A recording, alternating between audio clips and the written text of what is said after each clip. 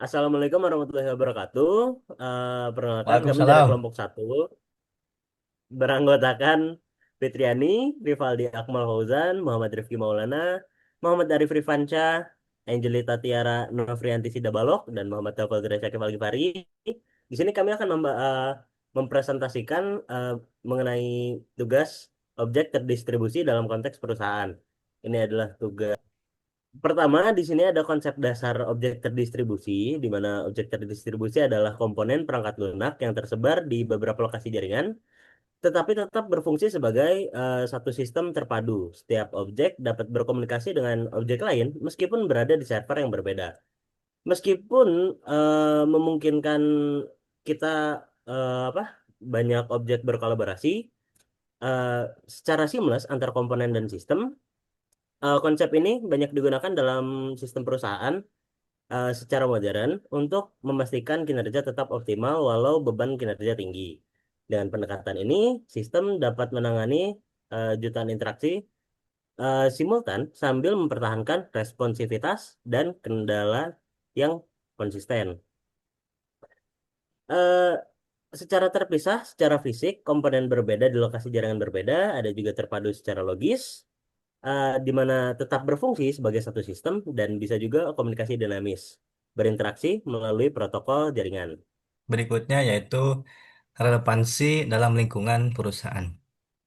Dalam konteks perusahaan modern tentunya, objek terdistribusi memungkinkan sistem-sistem yang berbeda seperti sistem penjualan, keuangan, dan inventory untuk saling terhubung ya meskipun tanpa harus berada di satu server terpusat. Integrasi ini menciptakan ekosistem digital yang kohesif dan responsif terhadap kebutuhan bisnis yang real time. Misalnya, di sini disebutkan sistem e-commerce yang besar seperti Tokopedia, Shopee atau yang lainnya itu menggunakan arsitektur terdistribusi agar proses transaksinya, manajemen stoknya, dan layanan pelanggan dapat berjalan serentak tanpa saling mengganggu. Setiap komponen dapat menskalakan secara independen sesuai beban kerjanya masing-masing, mengoptimalkan penggunaan sumber daya infrastruktur.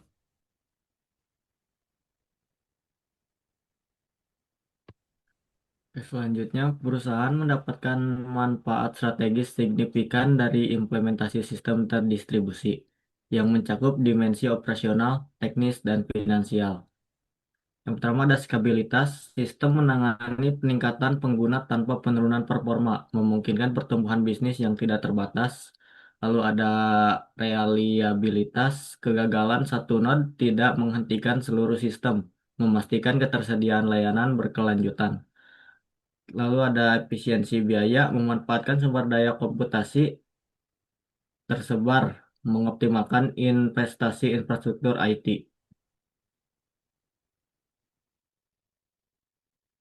Oke, di sini ada sistem perusahaan. Contoh penerapan nyata objek terdistribusi dapat dilihat pada sistem perbankan modern, aplikasi mobile, sistem ATM, dan server pusat saling berkomunikasi melalui objek terdistribusi dalam ekosistem yang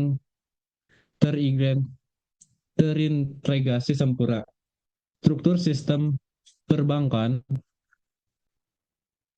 aplikasi mobile nasabah, jaringan ATM tersebar, server lokal percabangan, pusat data utama, dan sistem keamanan berlapis.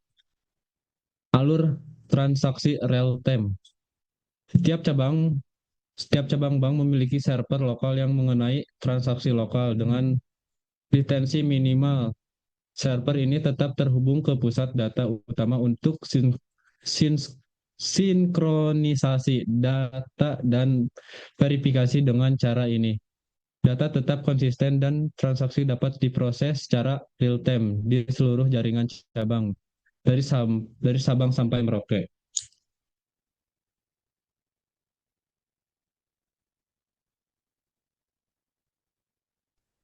Oke, selanjutnya ada tantangan dan solusi teknis.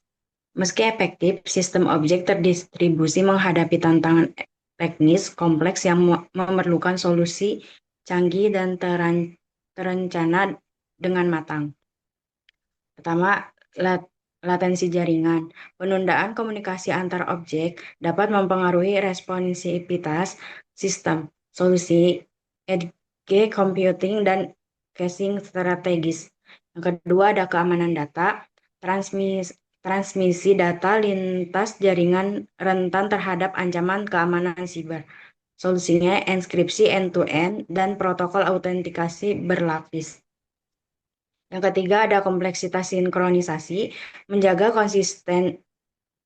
konsistensi data antar server dalam lingkungan terdistribusi sangat kompleks. Solusi implementasi protokol konsistensi terdistribusi yang ketat. Middleware modern seperti Cobra, RMI, Remote Method Invocation, dan Web Service berperan sebagai penghubung efisiensi untuk komunikasi antar objek. Perusahaan besar juga menggunakan load balancer dan containerization untuk menjaga stabilitas, skalabilitas, dan manajemen sumber daya sistem secara optimal.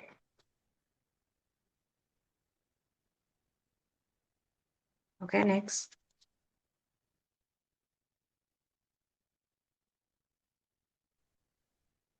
Oke, yang terakhir itu ada kesimpulan dan relevansi strategis, yaitu objek terdistribusi telah menjadi fondasi kritis bagi transformasi digital perusahaan modern.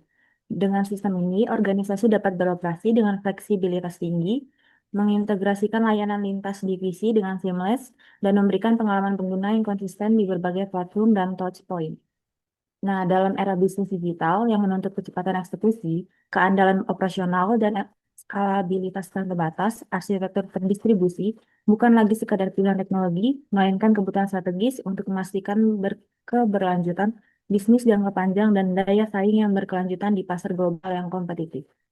Pada fleksibilitas operasional itu ada adaptasi cepat terhadap kebutuhan bisnis, lalu integrasi lintas divisi, yaitu sinergi sistem di seluruh organisasi.